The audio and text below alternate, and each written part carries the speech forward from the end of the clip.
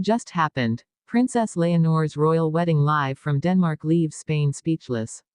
From childhood fairy tales to palace corridors, we've come to expect royal weddings to take place before cheering crowds in majestic cathedrals on home soil. But today, something entirely unexpected stunned an entire nation. The heir to the Spanish throne, Princess Leonor, chose to marry not in Spain, but in Denmark, and in doing so she shattered centuries of tradition. What compelled this decision? And how is Spain still reeling from it? Opening moment, promise delivered. The ceremony began in silence, as if the world had paused. An intimate gathering of close family and dignitaries, candles flickering, petals scattered, and there she was, Leonor, walking down the aisle, her face composed, her heart pounding, every eye in the room drawn to her.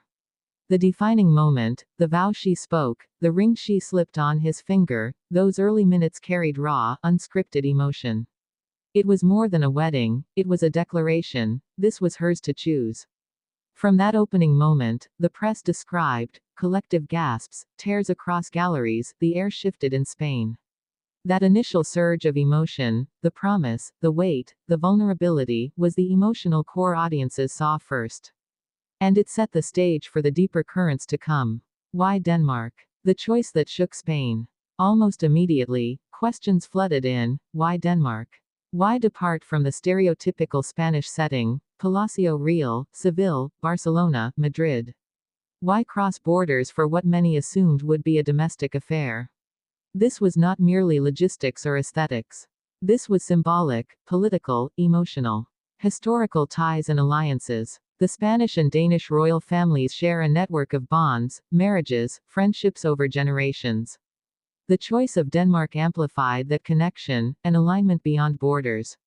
A fresh canvas. In Spain, expectations would be suffocating. In Denmark, the couple could craft a moment more personal, less burdened by domestic pressures. A statement about Spain's future. Leonor's decision to marry abroad mirrored her desire to modernize the monarchy, less about pomp, more about values.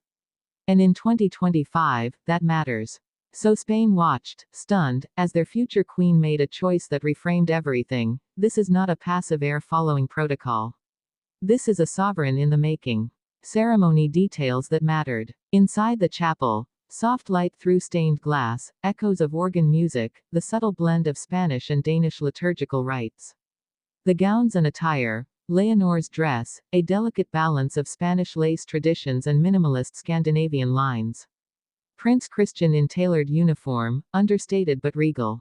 The symbolism, two cultures woven together in fabric, gesture, and ritual. When Leonor raised her veil, when Christian steadied her hand, those were the images that would replay across screens. The vows were not merely recited, they resonated, promises of loyalty, partnership, respect. When they kissed, the applause was thunderous. In that moment, the world knew, this union would be felt far beyond this chapel's walls. Reactions back in Spain. Within minutes of the first kiss, social media exploded. Citizens in Madrid, Barcelona, Seville, smaller towns, all were glued to their screens. Headlines ran, "Speechless, a royal revolution, Leonor's boldest move yet." Some voices expressed pride, "This is new Spain, brave Spain."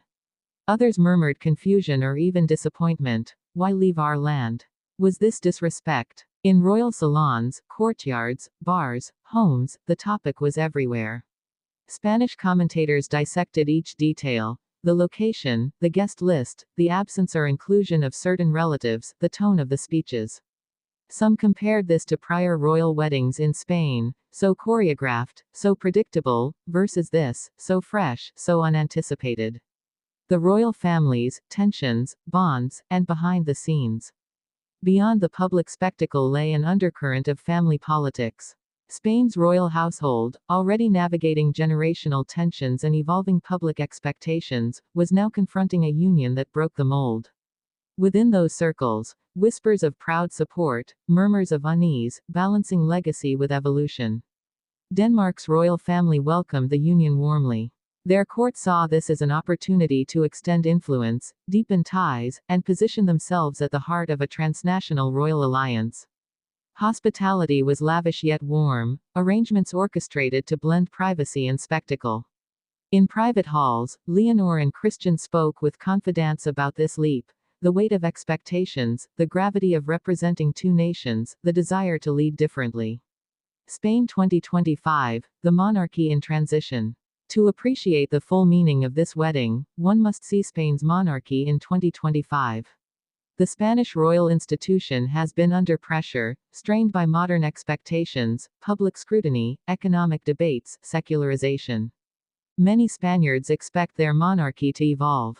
Leonor's choice was not just romantic, it was political. It posed the question, what does it mean to be Queen of Spain in a modern, globalized Europe? Old ceremonies, rigid protocols, they no longer satisfy the public imagination.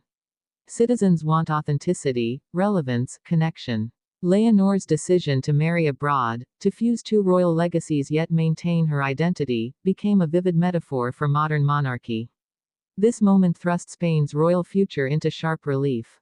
Did Leonor consult Spain's political leadership or government before choosing Denmark? Which Spanish relatives were present, and which were notably absent, and why? How did the public in Denmark react? Did they see this as mere pageantry, or as a deeper diplomatic gesture? What will this marriage mean for Leonor's role in Spain's affairs? Will she adopt a more international focus? What protocols were rewritten behind closed doors to allow for a cross-border ceremony? How will Spain's media manage this narrative going forward, and will this bold move become a turning point for the monarchy's survival? Each of those loops threads through this story, offering depth beyond the spectacle. Leonor, once a princess consigned to expectations, now a woman stepping into her own. The bride that day carried the weight of her people's hopes and her own dreams. One can imagine her quiet nerves, the half-smile, the resolve in her gaze. Christian, not just a consort, but a partner stepping into Spanish culture, navigating customs, learning language, adapting. His expressions in that chapel showed a man choosing to embrace this responsibility.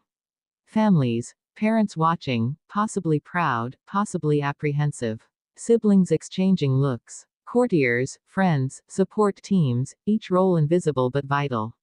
This wedding was a collective act as much as an individual one. Cultural symbolism, bridging Spain and Denmark. Language spoken in vows, musical choices blending Spanish zarzuelas with Danish chorales, floral arrangements that married Iberian blooms with Nordic favorites, every detail carried symbolic weight. The wedding banquet, Spain's finest wines beside Scandinavian seafood, toasts in multiple languages. Photographs would later show interlocked hands, differing skin tones, backdrops of Danish castle walls and Spanish royal crests. This was more than love across nations, it was a message, faith in unity, in complexity, in bridging what once seemed distant. After the wedding, what comes next? State visits will follow. Diplomatic channels will realign. Spain's public opinion will be monitored closely. The couple will step into roles that go beyond royal figureheads, they must become active symbols of a modern monarchy. Leonor may champion social causes spanning Spanish and Scandinavian interests. Christian may be engaged in cultural diplomacy. Their marriage will be tested by media scrutiny, public expectation, and the daily demands of representing two royal traditions. What happens if controversies emerge? Will this union be forgiven more easily because of the bold start, or judged more harshly because it broke so many norms? That tension makes this not just a wedding, but a turning point. When the music died down and the guests dispersed, a new chapter opened, not just for Leonor and Christian, but for Spanish royalty itself.